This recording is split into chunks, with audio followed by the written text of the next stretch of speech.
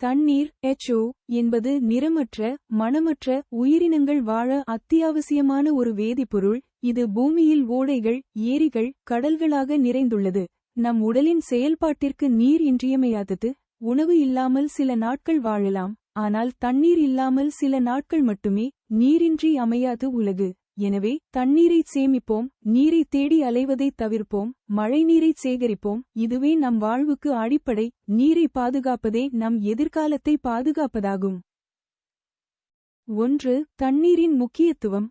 நீர் அனைத்து உயிரினங்களின் வாழ்விற்கும் அடிப்படை தேவையாகும். 2. வேதியியல் சூத்திரம். நீரின் வேதியியல் சூத்திரம் H2O ஆகும், அதாவது 2 ஹைட்ரஜன் அணுக்கள் ஒரு ஆக்சிஜன் அணுவுடன் இணைந்தது. 3. இயற்கை வடிவம். இது நிறமற்ற, மணமற்ற, ஒளிபுகும் திரவமாகும். இது கடல்கள், ஆறுகள், ஏரிகள் என பல வடிவங்களில் உள்ளது. 4. உடல் செயல்பாடு. உடலின் செல்கள், திசுக்கள் மற்றும் உறுப்புகள் செயல்பட நீர் அவசியம். 5. உணவு இல்லாவிட்டாலும்.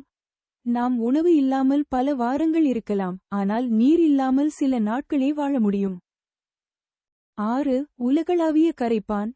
நீர் உலகளாவிய கரைப்பான் என்று அழைக்கப்படுகிறது, ஏனெனில் பல பொருட்களை கரைக்கும் திறன் கொண்டது. 7. மழைநீர் சேகரிப்பு. மழைநீரைச் சேமிப்பது நிலத்தடி நீரை அதிகரிக்கவும், நீர் தேவைகளை பூர்த்தி செய்யவும் உதவும். 8. நீர் பாதுகாப்பு. நீரை வீணாக்காமல் சிக்கனமாக பயன்படுத்துவது மிகவும் முக்கியம். 9. உயிரின் ஆதாரம். நீரின்றி அமையாது உலகு என்பது போல, நீரே உலகின் இயக்கத்தின் ஆதாரம்.